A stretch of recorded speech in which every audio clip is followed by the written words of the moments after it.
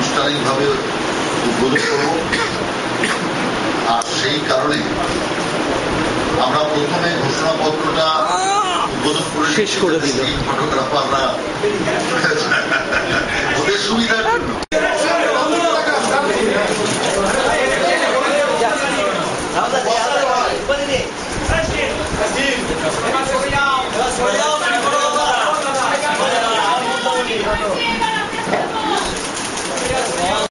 ঘোষণা হিসাবে যেটা প্রকাশ করলাম বা বলতে শুরু করছি, এটা আপনি দেখবেন প্রস্তাবিত আছে। আজকে এটা আমাদের ওয়েবসাইটে আমরা লাগিয়ে দিয়েছি। মূলত 3টি ভাষায় ঘোষণাপত্র, বাংলা, হিন্দি এবং ইংরেজি। এবং এই ঘোষণাপত্রে সাধারণ মানুষের আমরা সাজেশন চাইব। 3 দিন আমরা সাধারণ মানুষের সাজেশনের জন্য এই ঘোষণাপত্র ওয়েবসাইটে রাখব। ওয়েবসাইটের মাধ্যমে কলকাতার নাগরিকদের মেসেজ করে মরবেন না, আমরা তাদের কাছ থেকে সাজেশন চাই। যেমন আমাদের ওয়েবসাইটে থাকবে, তেমনি আমরা মেসেজও পাঠাবো সাধারণ মানুষকে তাদের মতামত জানার জন্য। তাদের মতামতকে প্রাধান্য দিয়ে, কারণ এই ঘোষণাপত্র বিজেপির জন্য নয়, এই ঘোষণাপত্র মানুষের জন্য, জনসাধারণের জন্য। সেই কারণে জনসাধারণের যা কিছু বক্তব্য, জনসাধারণের যা কিছু সাজেশন, সমস্তটাকে আমরা খতিয়ে দেখে এটাকে গ্রহণ করে আমরা 3 দিন পর্যন্ত এই বিষয়টিকে রেখে তারপরে পাকাপাকি ঘোষণাপত্র আমরা প্রকাশ করব। কলকাতাকে তিলোত্তমা নগরী হিসাবে সারা বিশ্বে তার স্বীকৃতিকে তুলে ধরতে চায়।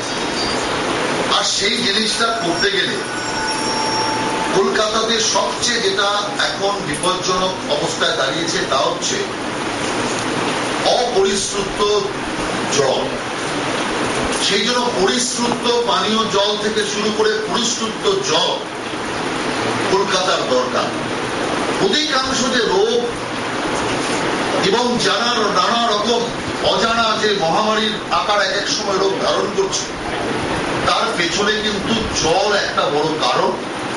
সেই কারণে পরিশ্রুত জল শুধু পানীয় নয়, সর্বক্ষেত্রে এটা ভারতীয় জনতা পার্টির এই অঙ্গীকারের ক্ষেত্রে আমরা এটাকে রেখেছি। কলকাতার রাস্তাঘাটের যা বেহাল অবস্থা, তাতে এই নগরী অন্যান্য যে সমস্ত এগ্রেট নগরী আছে তাদের সমতুল্য হিসাবে ঘুরে দাঁড়াবার কোন অবস্থান আমরা দেখতে পাচ্ছি।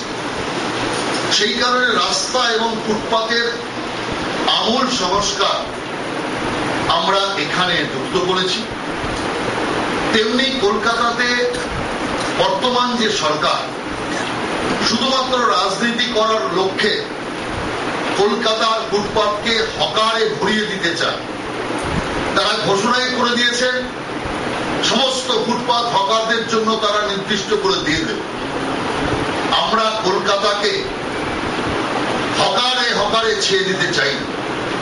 আমরা জানি যে সরকারের ভুল নীতির জন্য, বামফ্রন্টের শিল্প বিরোধী নীতির জন্য, তৃণমূল কংগ্রেসের শিল্প বিরোধী নীতির জন্য একটার পর একটা কোম্পানি কারখানা বন্ধ হয়ে গেছে, নতুন কোনো বিনিয়োগের সম্ভাবনা নেই। আর সেই কারণে বেকার, আর সেই বেকারের জ্বালা থেকে বাধ্য হয়ে লোকেরা হকারি করছে, এতে কোনো সন্দেহ নেই। কিন্তু আমরা হকারকে ফুটপাতে বসাতে চাই না। তার জন্য আমরা হকারের জন্য হকার কমপ্লেক্স তৈরি করব, যে কমপ্লেক্সে আমরা হকারকে ঘরে বসে ওই কমপ্লেক্সের মধ্যে ব্যবসা করবার জন্য আধুনিক সব সুযোগ সুবিধা আমরা হকারকে প্রদান করতে চাই। কিছু বড় ফুটপাত যেগুলো আছে তাতে নির্দিষ্ট কিছু জায়গাতে হকার কর্নার হতে পারে, কিছু জায়গাতে আমরা যে ট্রলি সিস্টেমের মাধ্যমে নির্দিষ্ট সময়ের জন্য নির্দিষ্ট জায়গা চিহ্নিত করে হকারদের সেখানে ব্যবসা বাণিজ্য বা রুজি রোজগারের ব্যবস্থা আমরা করতে চাই। আমরা মনে করি যদি ফুটপাত সম্পূর্ণটা হকার দখল করে থাকে, রাস্তার অর্ধেকটা যদি গাড়ি পার্কিং এর জায়গা হবে, তো স্বাভাবিকভাবে মানুষ চলবে কোথা দিয়ে, গাড়ি চলবে কোথা, যার জন্য একটার পর একটা দুর্ঘটনা, প্রাণহানির ঘটনা, অঙ্গহানির ঘটনা একটার পর একটা হচ্ছে। কলকাতা এক যানজটের নগরী হিসাবে স্বীকৃতি পেয়েছে।